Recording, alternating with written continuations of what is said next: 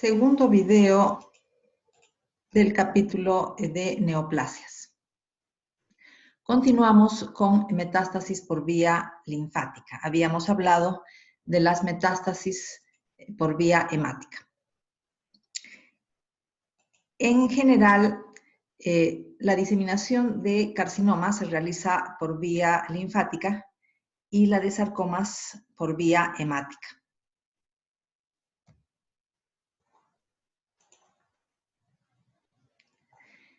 Pero hay algunas excepciones.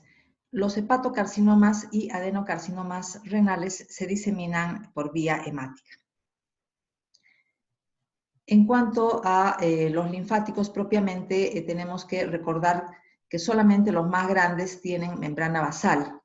En cambio, los capilares no la poseen. Y esto facilita la penetración de células tumorales. Por vía linfática, los tumores llegan a ganglios linfáticos de drenaje del órgano en el que se aloja el tumor. Ejemplo, tumores malignos de cuadrantes externos de la mama metastatizan a ganglios axilares y los de los cuadrantes internos a ganglios de la cadena mamaria interna. ¿Cuál es el concepto de ganglio centinela? Es el primer ganglio en el cual drena la linfa de un determinado tumor. Se utiliza sobre todo para cáncer de mama y para melanomas, para establecer la necesidad de la extirpación ganglionar. En el caso de cáncer de mama, si el ganglio centinela sale negativo para metástasis, no se saca ningún otro ganglio de la axila y se evita morbilidad tipo linfedema del brazo. Se inyecta colorante o sustancia radioactiva en el tumor y se extirpa el primer ganglio que se coloree o el primero en el que se detecte radioactividad. Eso, como estaba mencionando, es el concepto de ganglio centinela, el primer ganglio en el cual drena la linfa de un determinado tumor. Si es negativo para neoplasias, no se realizan más extirpaciones ganglionares.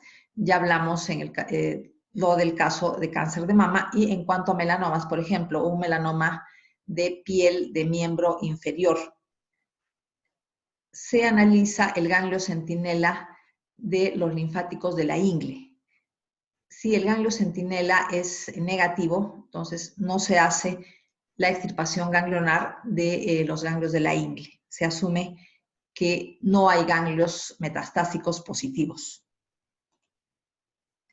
Tenemos acá una fotografía para ilustrar metástasis en un ganglio a nivel del seno subcapsular, ¿no? ¿Sí? Nosotros tenemos en cuenta que esta es la cápsula, el seno linfático debajo de la cápsula viene a ser el seno subcapsular y tiene células neoplásicas, ¿no? Tal como se ve en la fotografía. Ganglio axilar con metástasis de carcinoma mamario, tenemos que observar el canal linfático dilatado con émbolos tumorales y aquí tejido linfoide, tejido tumoral también, tejido tumoral metastásico en este ganglio. Múltiples metástasis hematógenas en hígado. En este caso, las metástasis llegan por la vena porta, que drena sangre de las vísceras abdominales.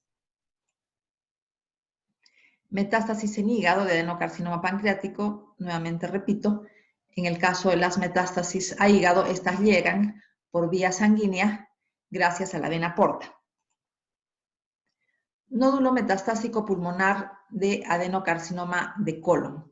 Podemos reconocer acá los septos alveolares. Se trata de tejido pulmonar y aquí tenemos los grupos de las células neoplásicas que constituyen la metástasis.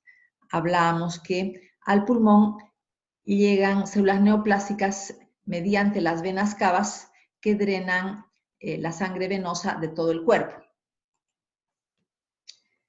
Esquema para ilustrar las diferencias entre un tumor benigno y un tumor maligno.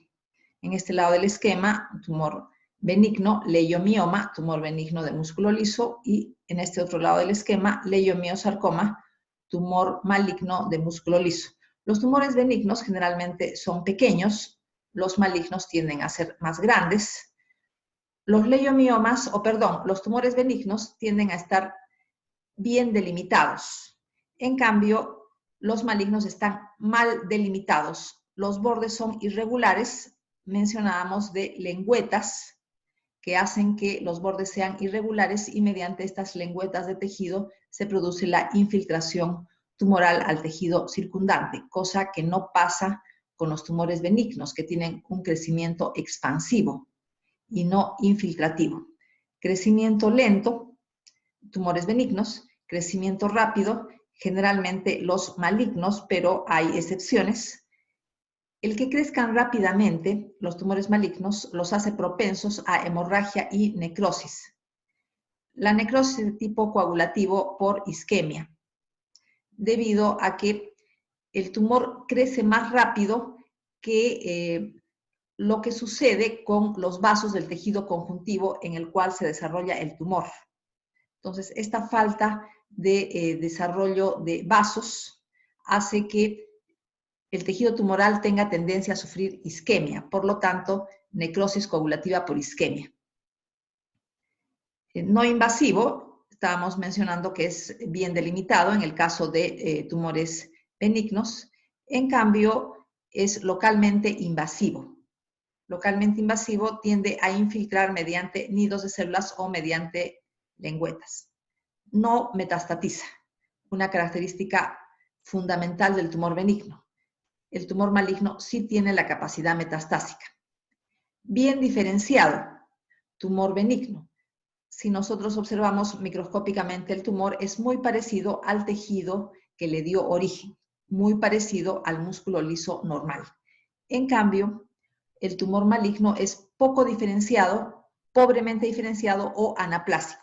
Las células son muy diferentes o tienen grandes diferencias en relación al tejido que les dio origen, aparte que tienen otras características de mala diferenciación, tales como el pleomorfismo, presencia de células gigantes tumorales, nucleolos prominentes, etc.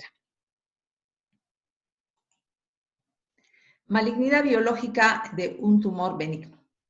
Algunos tumores benignos pueden producir la muerte, por ejemplo, un ependimoma, que siendo un tumor benigno de pequeño tamaño, puede causar hipertensión endocraniana por bloqueo del flujo del líquido cefalorraquídeo. Esta hipertensión endocraniana va a terminar con peligro de herniación de las amígdalas cerebelosas. También puede dar lugar a isquemia del tronco encefálico, lo cual causa la muerte. Mixoma de aurícula izquierda. Puede dar lugar a obstrucción de la válvula aurículo-ventricular, a pesar de ser benigno. Y esta obstrucción implica shock obstructivo. Un mixoma de aurícula izquierda puede dar lugar a un shock obstructivo, porque no deja pasar la sangre de la aurícula izquierda al ventrículo izquierdo. Un insulinoma, a pesar de ser benigno, puede causar un cuadro clínico muy aparatoso, incluso la muerte, debido a que la gran cantidad de insulina fabricada por el tumor da una hipoglicemia severa. El estudio epidemiológico de los tumores contribuye a identificar algunas de las causas del cáncer. Se estudia la aparición de cánceres en diferentes poblaciones, en cuanto a ubicación geográfica, factores ambientales y genéticos. Los datos epidemiológicos tienen que analizarse buscando potencia de la asociación de diferentes tipos de cáncer con la ubicación geográfica de la población determinada y los factores genéticos y ambientales que pertenecen a dicha población. Se tiene que estudiar además la constancia en circunstancias distintas, la especificidad, la temporalidad, la causa debe preceder al efecto, gradiente biológico, debe haber una relación dosis-respuesta, plausibilidad, quiere decir que la asociación tiene que tener lógica, coherencia, la relación causa-efecto no debe violar principios biológicos básicos, y analogía con otras asociaciones conocidas. Tenemos acá un esquema para ilustrar la incidencia estimada de cáncer en el año 2014 en Estados Unidos. En los varones, cáncer más frecuente, próstata. En segundo lugar, cáncer de pulmón. En tercer lugar, cáncer de colon y recto. Eso se refiere a la incidencia. En el caso de las mujeres, primer lugar, mama. Segundo lugar, pulmón. Y tercer lugar, colon y recto. En cuanto a la mortalidad, primer lugar en varones, tenemos pulmón. Quiere decir que en el caso de la próstata, a pesar de que se halla en primer lugar en incidencia, no se encuentra en primer lugar en mortalidad. Primer lugar en mortalidad le corresponde al cáncer de pulmón para el caso de los varones, segundo lugar la próstata y tercer lugar en cuanto a mortalidad a colon y recto. En el caso de las mujeres, en primer lugar en cuanto a mortalidad está el pulmón, a pesar de que en cuanto a incidencia el cáncer de mama esté en primer lugar. En tercer lugar, en cuanto a mortalidad, tenemos el cáncer de colon y recto. Cánceres más comunes en varones, según el país, tenemos el cáncer de próstata, primer lugar en incidencia en varones, en zonas muy extensas del globo terráqueo. Tenemos en segundo lugar cáncer de pulmón y bronquios, que está representado en azul. Hay que recalcar la frecuencia del cáncer de hígado a nivel de África Central. Tenemos también algunas zonas de Asia con incidencia elevada de cáncer de hígado. Esto se ha atribuido a hepatitis viral tipo B y tipo C. Variación en la incidencia de cáncer de mama en mujeres según país. Tenemos entonces las máximas incidencias en Norteamérica, Canadá. Tenemos también muchos países de Europa, los países nórdicos. Tenemos Australia. América Latina está en lugares intermedios en cuanto a la incidencia de cáncer de mama, salvo Argentina.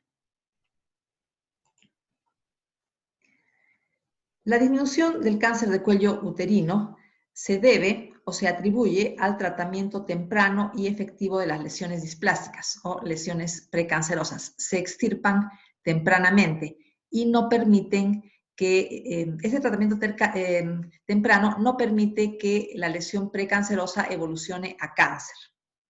El aumento de cáncer de pulmón en mujeres se atribuyó al aumento del tabaquismo. La disminución del cáncer de estómago se observó en ambos sexos y se atribuyó a una mejor conservación de alimentos, o sea, a una mayor refrigeración y disminución del uso de preservantes. Algunos son carcinógenos. Tenemos acá el cambio en la incidencia de diversos cánceres con la migración desde Japón a Estados Unidos. Tenemos que los japoneses radicados en Japón tienen el primer lugar en cuanto a incidencia mundial de cáncer de estómago, que está representado de tono azul oscuro. Si se compara con norteamericanos de raza blanca de California, tenemos que hay una diferencia que es sustancial en cuanto a la incidencia de cáncer de estómago. Lo mismo sucede en cuanto a la incidencia de hepatocarcinoma entre japoneses que viven en Japón y norteamericanos que viven en California.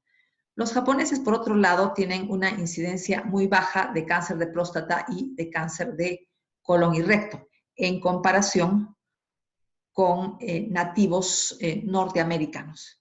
¿Qué pasa con los japoneses que han migrado a California, que se han ido a vivir a California? De todas maneras, la incidencia de cáncer de estómago y hepatocarcinoma sigue alta, pero en menor magnitud en relación a los que viven en Japón. Esto implica que hay factores ambientales y factores genéticos que están influyendo en el desarrollo de estas neoplasias.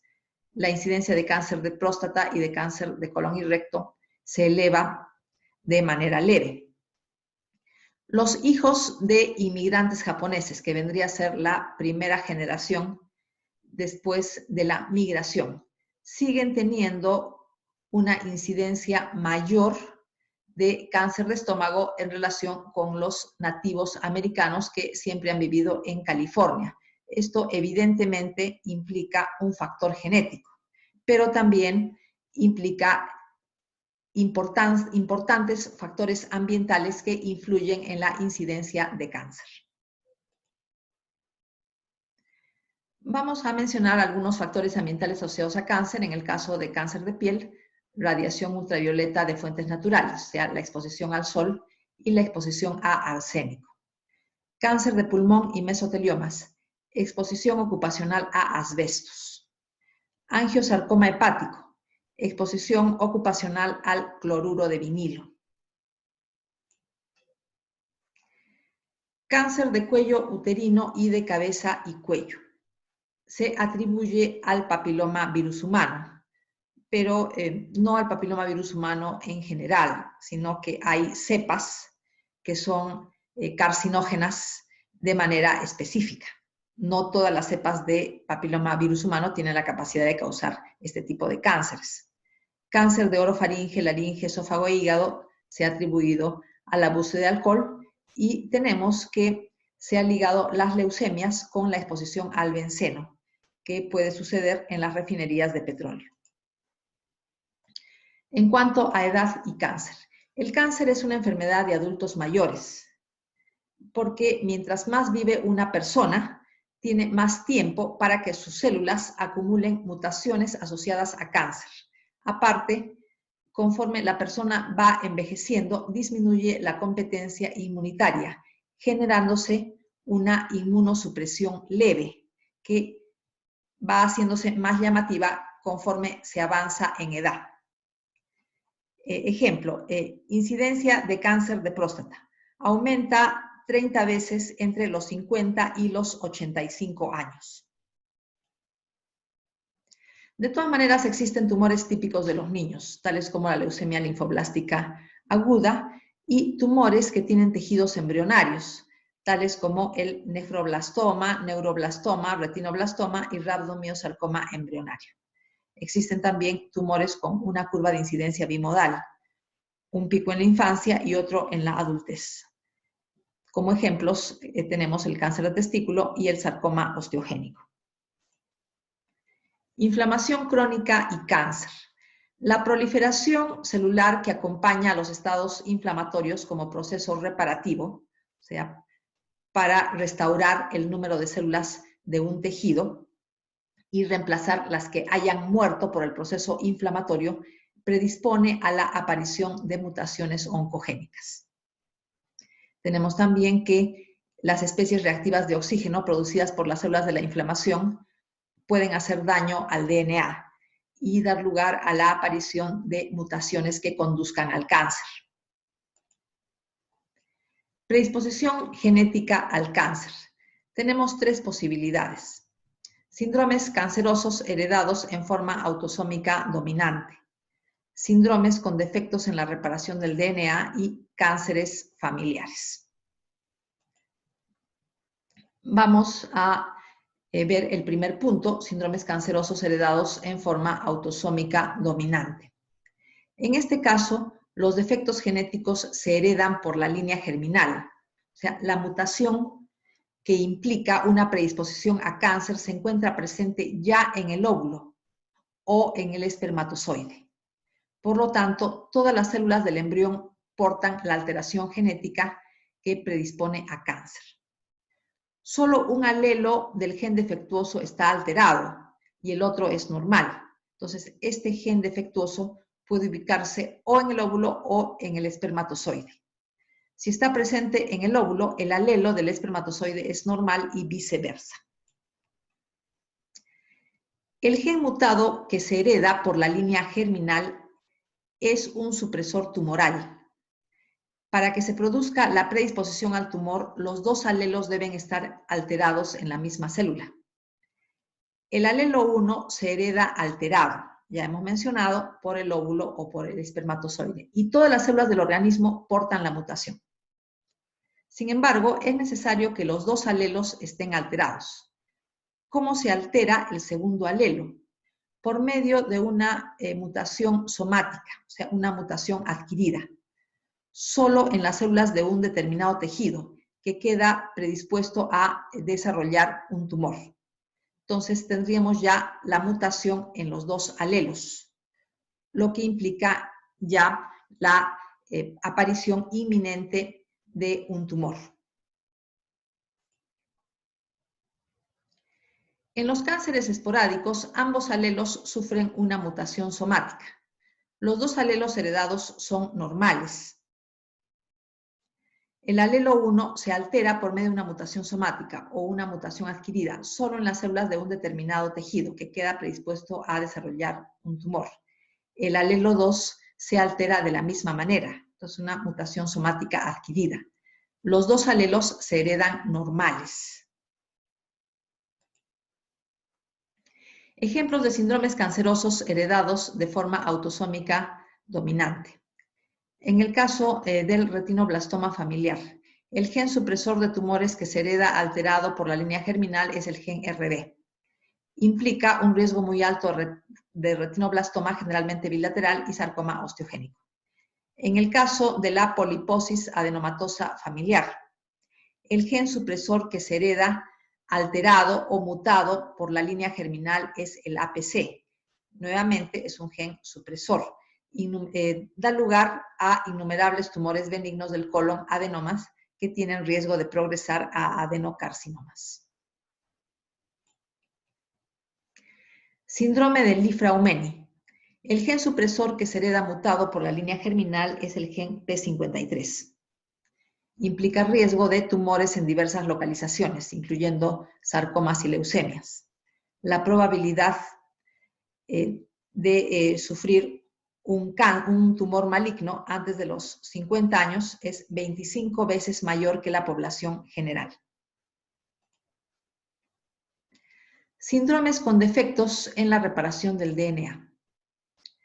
Se heredan de manera autosómica recesiva. En los casos anteriores mencionábamos que la herencia era de tipo autosómica dominante.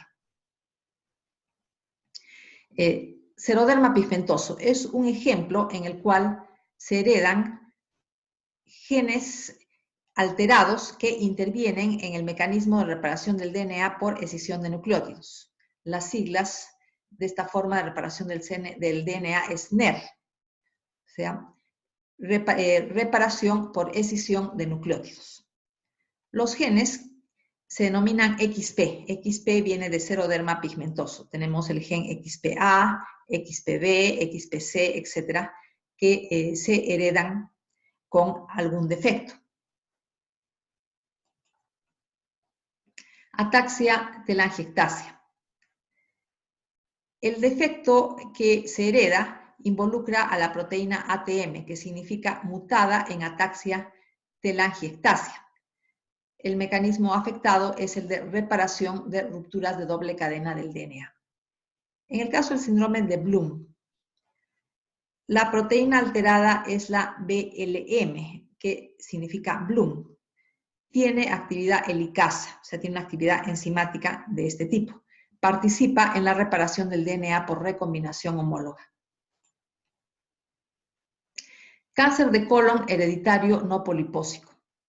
Entonces, se heredan alteradas enzimas que intervienen en la reparación de bases mal apareadas.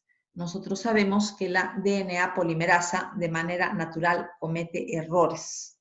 O sea, el apareamiento normal es adenina-timina y citosina-guanina. Sin embargo, la DNA polimerasa puede aparear mal. Por ejemplo, adenina-guanina sería un error de apareamiento. La misma DNA polimerasa tiene la capacidad de corregir estos errores. Sin embargo, no es suficiente la actividad propia de la DNA polimerasa. Siempre se pasan por alto algunos malos apareamientos. Y para contrarrestar estos malos apareamientos existen otros grupos de enzimas y pueden heredarse con defectos, dando lugar al cáncer de colon hereditario no polipósico. Cánceres familiares. Todos conocemos el caso de familias en las cuales varios miembros tienen una determinada neoplasia. Esto implica una predisposición genética con un patrón de transmisión poco claro. Ocurren tumores a edades más tempranas en relación al resto de la población. Esto indica no solamente predisposición genética, que incrementa el riesgo de cáncer. Como mencionaba, lo común es que las alteraciones genéticas precisas no se conozcan, pero otra posibilidad es que haya muchos miembros de una familia con el mismo tipo de cáncer debido a factores compartidos de tipo ambiental o estilo de vida.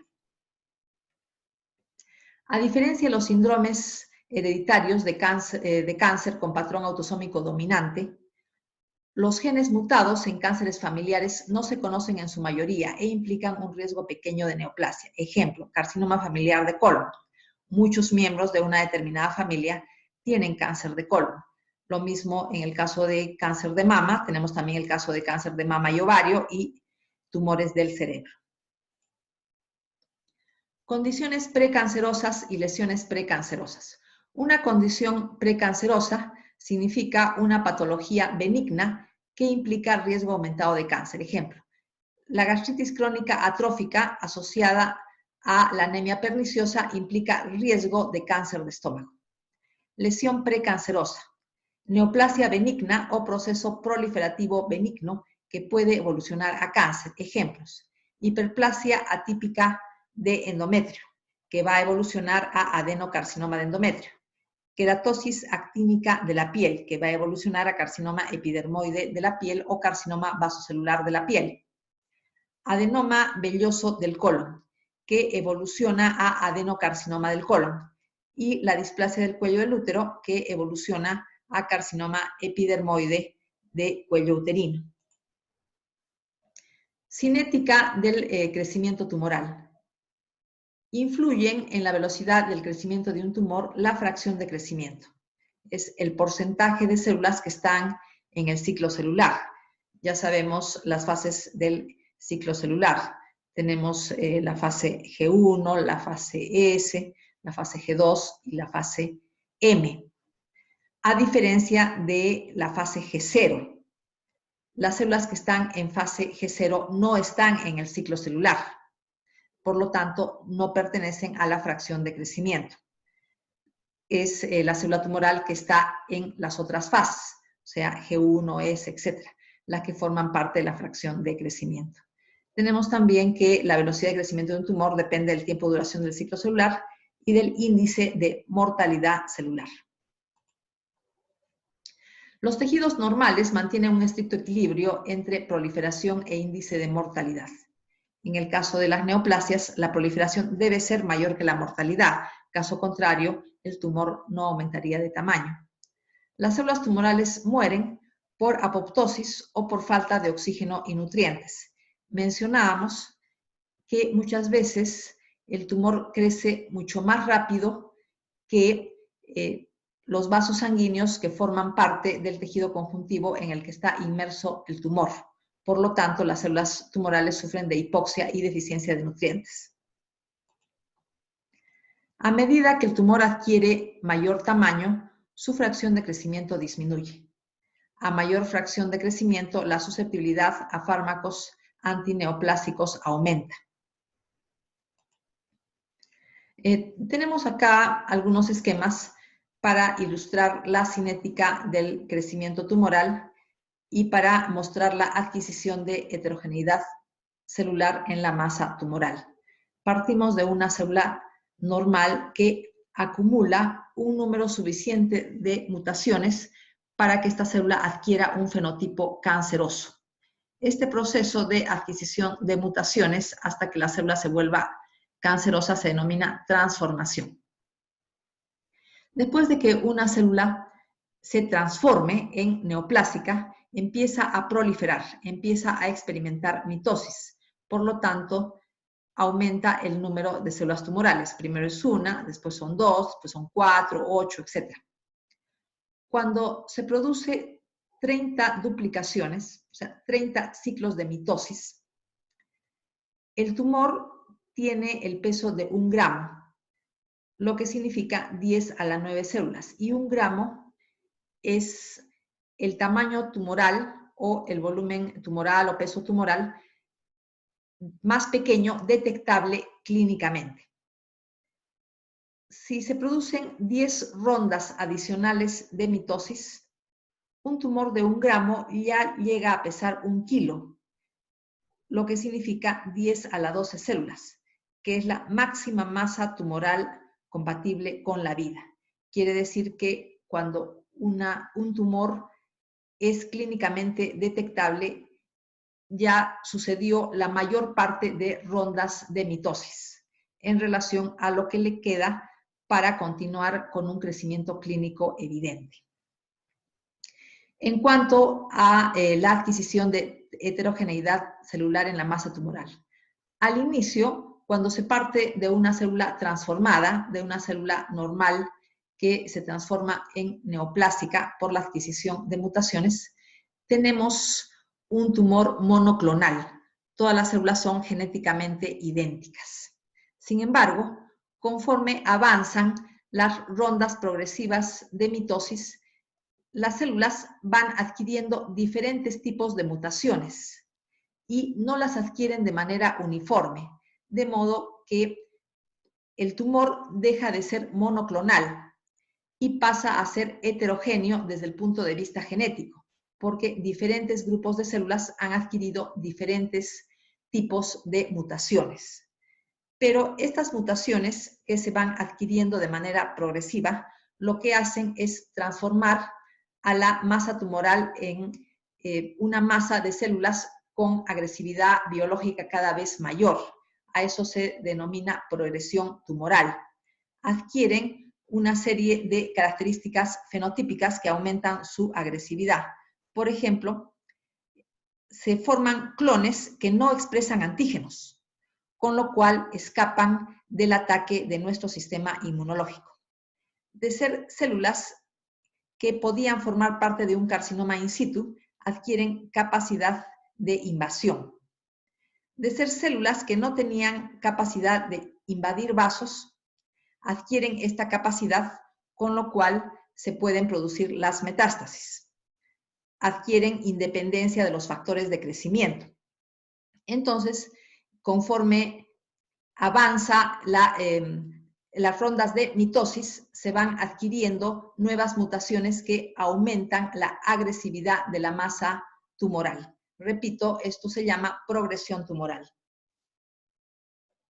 Tenemos acá un esquema para ilustrar que a medida que el tumor crece, un porcentaje mayor de células abandona la fracción de crecimiento. Salen del ciclo celular y pueden pasar a G0, pueden diferenciarse o mueren por apoptosis. Entonces, tenemos que ya no forman parte de la fracción de crecimiento cuando están en G0, porque no están en el ciclo celular. Si se diferencian, también dejan de tener la capacidad de experimentar mitosis o finalmente salen de la fracción de crecimiento porque mueren. Bases moleculares del cáncer, alteraciones genéticas y epigenéticas.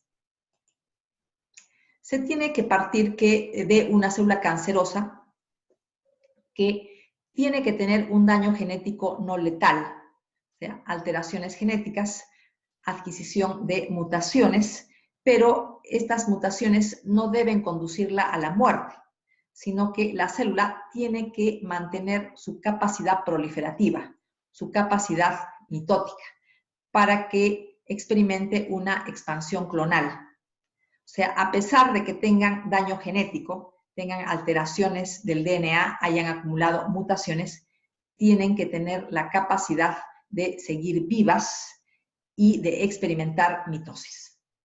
Las neoplasias son monoclonales por lo menos al inicio. Todas tienen el mismo tipo de daño genético.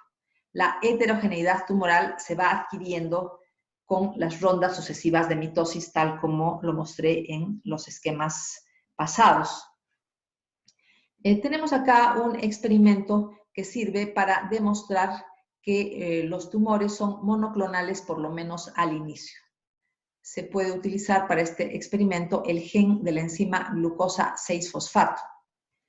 Este gen se ubica en el cromosoma X y tiene dos alelos que dan lugar a dos isoenzimas. Tenemos el alelo A y el alelo B. Entonces, este tipo de experimento se tiene que llevar a cabo en mujeres que sean heterocigotas. Por ejemplo, que de la madre hayan heredado el alelo A, el cromosoma X de la madre, portador del alelo A, y del cromosoma X que le vino del padre, tiene que estar presente el alelo B. Entonces, la mujer es heterocigota para las dos isoenzimas. Nosotros sabemos que las mujeres sufren una inactivación al azar de alguno de los dos cromosomas X y el otro se expresa. Entonces, si se inactiva el cromosoma X que procedió del padre, la célula expresa la isoenzima A. Y si en alguna otra célula se inactivó el cromosoma X que le vino de la madre, se expresa la isoenzima B. Entonces, la mujer es heterocigota a nivel de todas las células del cuerpo. ¿Cómo se podría demostrar que la neoplasia es monoclonal? Si fuera policlonal, entonces las células tumorales expresarían en algunos casos la isoenzima B y en otros la isoenzima A. Pero como sabemos que las neoplasias son monoclonales, las masas tumorales expresan solo un tipo de isoenzima. Todas expresan solo la isoenzima A o todas expresan solo la isoenzima B. Es una forma de demostrar que los tumores son monoclonales, por lo menos al inicio. Este otro esquema ilustra lo mismo.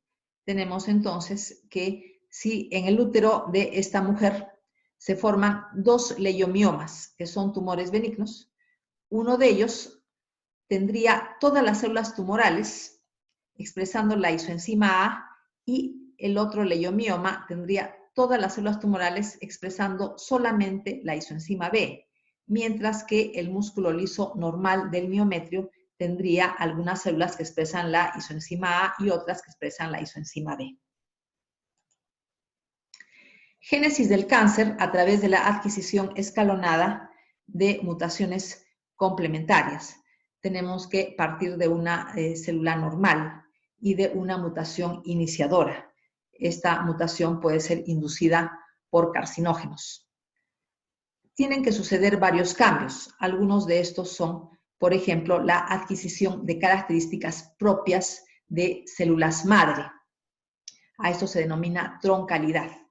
Adquisición de mutaciones que le brinden a la célula normal características de células madre. Los siguientes cambios implican la alteración de la integridad genómica y la adquisición de inestabilidad genómica, o lo que es lo mismo, un fenotipo mutador. Quiere decir un fenotipo que esté propenso a la adquisición de mutaciones adicionales. Esto significa evidentemente que estas mutaciones adicionales son mutaciones conductoras, que conforme se acumulen van a completar la transformación. O sea, una célula normal se transforma en una célula cancerosa. Esta célula cancerosa empieza a proliferar. Entonces se forma una masa tumoral. Sabemos que al inicio esta masa tumoral va a ser de tipo monoclonal. Todas las células van a ser idénticas genéticamente, con las mismas mutaciones conductoras. Pero después, con las mutaciones adicionales, van emergiendo subclones. Y estos subclones tienen diferencias genéticas entre sí, tienen diferentes mutaciones entre sí, con lo que se adquiere la heterogeneidad tumoral. Hemos visto que estas mutaciones que se adquieren de manera posterior implican generalmente un aumento de agresividad del tumor o lo que es lo mismo, la progresión tumoral. Este es un esquema para ilustrar la evolución de un carcinoma de células renales, pero en realidad lo que se quiere hacer hincapié es el hecho de que los tumores son heterogéneos genéticamente, incluso dentro del tumor primario y con mucha mayor razón dentro de las metástasis. Vemos acá todo un conjunto de rasgos que tienen que tener las células neoplásicas a la vez. Podemos partir de la capacidad proliferativa sostenida. Tienen que estar proliferando de manera sostenida para producir el crecimiento tumoral. Esto es una acción de oncogenes. Tienen que evitar la destrucción por nuestro sistema inmune.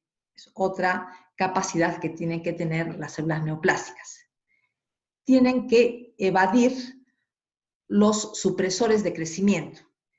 Quiere decir que los genes supresores de tumores que se oponen a la proliferación tienen que estar funcionando mal o simplemente no funcionar. Tienen que tener capacidades propias de las células madre, o sea, tienen que tener la capacidad de replicación sin control. Aquí puede intervenir la telomerasa. Aparte que pueden estar presentes en un tejido conjuntivo que esté inflamado y este estado inflamatorio contribuir al desarrollo del tumor. Aparte, tienen que tener la capacidad de invasión de los tejidos circundantes y de penetrar los vasos sanguíneos para la producción de metástasis. También tienen que tener inestabilidad genómica o lo que es lo mismo fenotipo mutador para seguir adquiriendo más mutaciones y adquirir una mayor agresividad biológica. Tienen que tener la capacidad de inducir la formación de vasos sanguíneos. Caso contrario, vamos a tener que las células tumorales van a empezar a morir por isquemia debido a una deficiencia de oxígeno y nutrientes.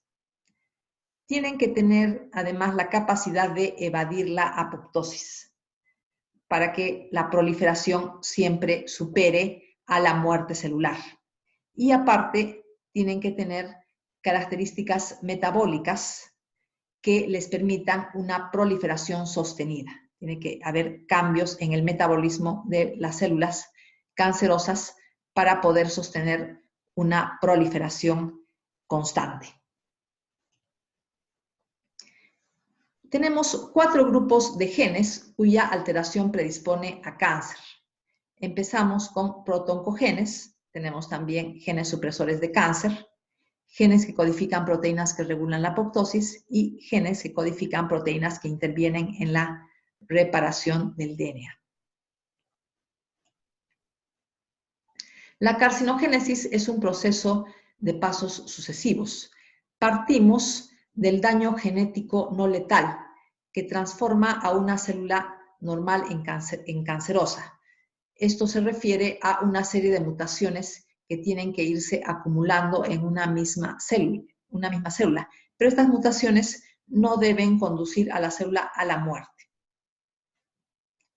Deben mutar varios genes que intervienen en la patogénesis del cáncer. Nosotros hemos visto que estos genes pertenecen a 4 grupos que ya han sido mencionados. Cuando la neoplasia ya se ha producido, continúa acumulando alteraciones.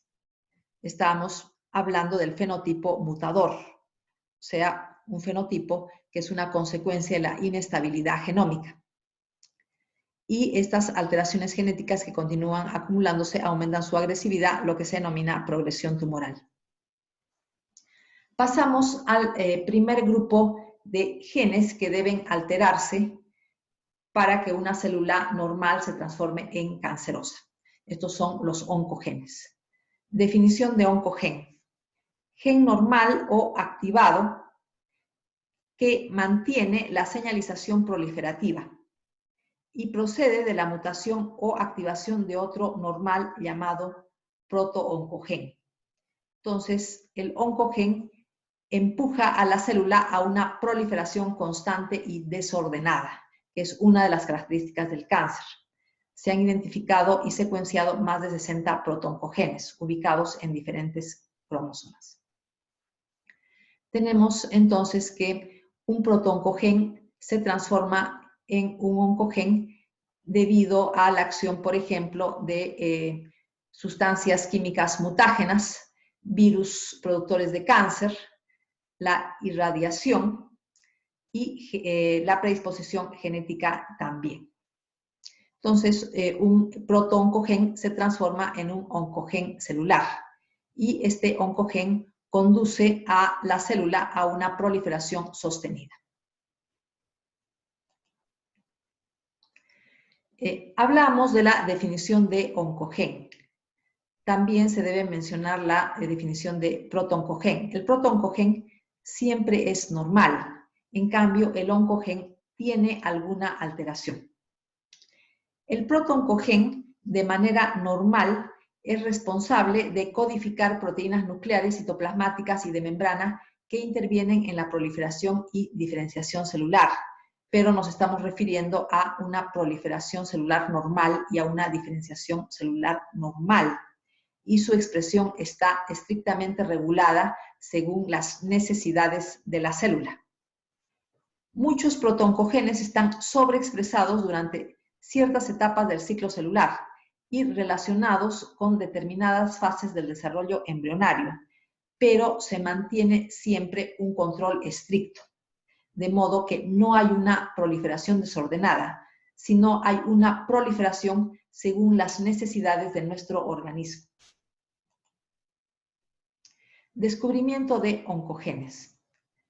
Cuando se transmitió el sarcoma de pollo a gallinas mediante inyección de un extracto celular tumoral que no contenía genes, se sospechó que esta transmisión era consecuencia del pasaje de un virus. Entonces, se transmitió un tumor sin necesidad de células. Y a este virus se le denominó virus del sarcoma de Rous, porque producía un sarcoma, pero en aves. Se trata de un retrovirus, o sea que codifica una enzima transcriptasa reversa. Este virus tiene 4 genes, 3 son imprescindibles para la replicación viral y el cuarto causaba la transformación neoplásica de las células. Como se trataba de un gen que fue descubierto en un virus y producía un sarcoma, se le denominó BSRC. Entonces, B, repito, de viral y SRC de sarcoma. Sin embargo, este gen viral tenía versiones normales. El ADN de células normales de aves, otros vertebrados e incluso el ser humano tenía secuencias similares, homólogas a este gen viral. La versión normal de este gen en seres humanos se denominó protooncogen CSR. C viene de celular para diferenciarlo del B, que era de origen viral. Este protooncogen de manera normal interviene en la regulación de la proliferación celular. El oncogen procedía de un gen normal animal. Tenía secuencias, o sea, intrones y exones exclusivas del DNA de células animales y no del DNA del virus. O sea, a pesar de que fue descubierto en un virus, se llegó a la conclusión que el origen era animal. El oncogen de origen animal debió ser arrastrado por el retrovirus cuando se liberó de alguna célula animal infectada durante la evolución. Tenemos la versión normal, que es el CSR, que corresponde a un protooncogen. Codifica una proteína de membrana celular con actividad tirosina quinasa, pero no tiene una función de receptor. A la forma que produce cáncer le falta un residuo de tirosina. Cuando se fosforila en ese residuo, se bloquea la actividad enzimática.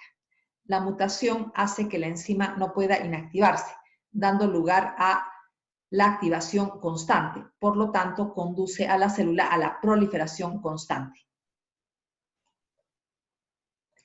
Formación de tumores añadiendo fragmentos de DNA.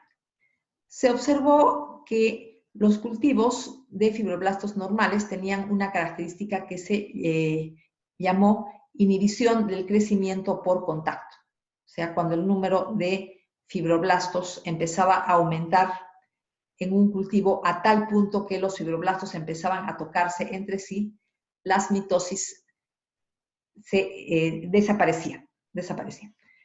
Al añadir DNA aislado de células tumorales, se perdía esta inhibición. O sea, a pesar de que hubiera un exceso de fibroblastos, a tal punto que estos se tocaban, las mitosis continuaban. O sea, estos fibroblastos normales se habían convertido en fibroblastos tumorales, habían perdido la inhibición de crecimiento por contacto. Y cuando se inoculaban estos fibroblastos alterados de esta manera, en ratones inmunosuprimidos se formaban tumores. Se aisló el DNA de estos fibroblastos transformados, o sea, de estos fibroblastos tumorales, y se los sometió a digestión por enzimas de restricción. Los fragmentos obtenidos se inyectaron de nuevo en fibroblastos normales. Algunos se volvieron cancerosos y otros no. Este proceso se repitió varias veces hasta acumular cada vez más fragmentos de ADN humano que provocaban cáncer, y se asumía que estos fragmentos contenían oncogenes. Otros oncogenes virales. Nosotros hemos visto el oncogen BSRC. Tenemos también el BFES, que significa virus del sarcoma felino, y el BCIS, virus del sarcoma del simio. Y tenía, por lo tanto, contrapartes celulares, que eran proto-oncogenes, CFES y CCIS. No basta con expresar un solo oncogen para que una célula normal se convierta en neoplásica. Deben acumularse varias mutaciones en una sola célula, y algunas de estas mutaciones pueden ser oncogenes. Los oncogenes funcionan como genes dominantes, o sea, basta que un solo alelo esté mutado para que la célula quede predispuesta a la transformación neoplásica. El sistema inmunitario es capaz de reconocer células que expresan oncogenes y las elimina. Una inmunodeficiencia aún temporal, por lo tanto, puede permitir la supervivencia y proliferación de tumores. Clasificación de los oncogenes. Tenemos varios tipos: factores de crecimiento, receptores de factores de crecimiento. Los factores de crecimiento son externos a la célula. Los receptores de factores de crecimiento pueden estar en la membrana celular en su mayoría, pero algunos receptores de factores de crecimiento pueden estar en el citoplasma. Proteínas implicadas en la transducción de señales. Estas proteínas definitivamente son oncogenes intracitoplasmáticos, que forman parte de vías de señalización intracelular. Estas vías de señalización intracelular terminan activando a nivel del citoplasma factores de transcripción. Estos factores de transcripción del citoplasma pueden pasar al núcleo y activar la transcripción de algunos genes. Estos genes generalmente son reguladores de la proliferación celular, o sea, reguladores del ciclo celular. Entre estos tenemos las ciclinas y las quinasas dependientes de ciclinas. Las ciclinas son proteínas que están presentes solo en determinadas fases del ciclo celular. Por ejemplo, solo en la fase G1 o solo en la fase S, etc. Y tenemos también las quinasas dependientes de ciclinas. Quinasa es una enzima que fosforila otras proteínas y se llama quinasas dependientes de ciclina porque estas quinasas fosforiladoras necesitan formar parejas con estas proteínas ciclinas para realizar su función. Vamos a empezar con oncogenes tipo factores de crecimiento. Tenemos el proto-oncogen cis. Codifica la cadena beta del factor de crecimiento derivado de plaquetas. Otro ejemplo, factor de crecimiento transformante alfa, factor de crecimiento insulínico, factor de crecimiento epidérmico, factor de crecimiento hepatocitario, factor de crecimiento fibroblástico básico, asa autocrina de estimulación del crecimiento. Una célula tumoral secreta factores de crecimiento para los que tiene receptores. Entonces, este es un asa autocrina. La célula se estimula a sí misma.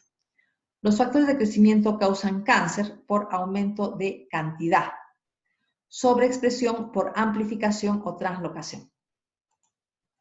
Tenemos acá un circuito autocrino simple. La célula produce factores de crecimiento para los que tiene receptores. La célula se estimula a sí misma. Es un circuito simple, pero también tenemos un circuito autocrino complejo. Como ejemplo, factor transformante de crecimiento beta regula negativamente a los receptores del factor de crecimiento derivado de plaquetas. Entonces, para que haya proliferación, tiene que haber escasa cantidad de factor transformante de crecimiento beta. Entonces, esta escasa cantidad de este factor de crecimiento hace que el número de receptores del factor de crecimiento derivado de plaquetas aumente. Y la misma célula produce factor de crecimiento derivado de plaquetas. Por lo tanto, se trata de un asa autocrina proliferativa compleja. En este caso, tenemos mayores cantidades de factor de crecimiento transformante beta. Por lo tanto, el número de receptores del factor de crecimiento derivado de plaquetas disminuye y la proliferación se ve reducida. Bueno, aquí tenemos lo mismo, un esquema del asa autocrina. La célula produce factores de crecimiento para los cuales tiene receptores, ¿no? Se estimula a sí misma. Tenemos también un esquema de la señalización paracrina. La señalización paracrina significa una acción estimuladora únicamente en las células vecinas. Es una acción estimuladora de tipo local sobre las células vecinas. Y tenemos la estimulación endocrina, en el cual las moléculas estimuladoras viajan por el torrente sanguíneo. Por lo tanto, la estimulación se puede realizar lejos de la célula que produjo la sustancia estimuladora. Oncogenes tipo receptores de factores de crecimiento. Generalmente se insertan en la membrana celular, aunque algunos receptores de factores de crecimiento pueden ubicarse en el interior del citoplasma.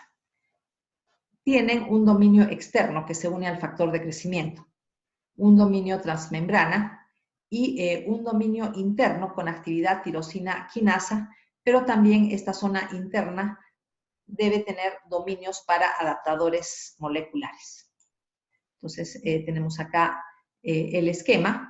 Factores de crecimiento siempre externos a la célula. Los receptores, en su mayor parte ubicados en la membrana celular, aunque algunos pueden ser intracitoplasmáticos. Una parte externa que se une al factor de crecimiento, una parte intramembranosa y una parte interna con actividad enzimática que puede ser tipo tirosina quinasa, pero también debe tener zonas moleculares a las cuales se pueden unir moléculas adaptadoras, dominios de unión para las moléculas adaptadoras.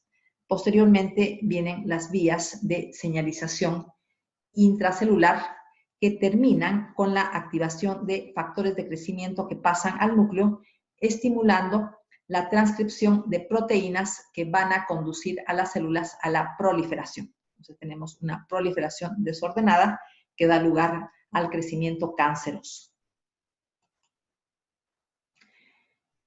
Otros oncogenes que pueden ser tipo receptores de factores de crecimiento pueden necesitar la dimerización y solo se activan cuando están dimerizados. Pero esta dimerización que implica activación solo puede durar un tiempo corto, porque el factor de crecimiento de manera normal debe estar activado por un corto tiempo para no permitir la proliferación exagerada o proliferación descontrolada del cáncer. Las mutaciones en receptores de factores de crecimiento pueden dar lugar a una activación constante. Entonces, la mutación oncogénica puede implicar activación constante y envío constante de señales de proliferación a la célula. Inclusive, estas señales proliferativas pueden ser independientes de la presencia de los factores de crecimiento.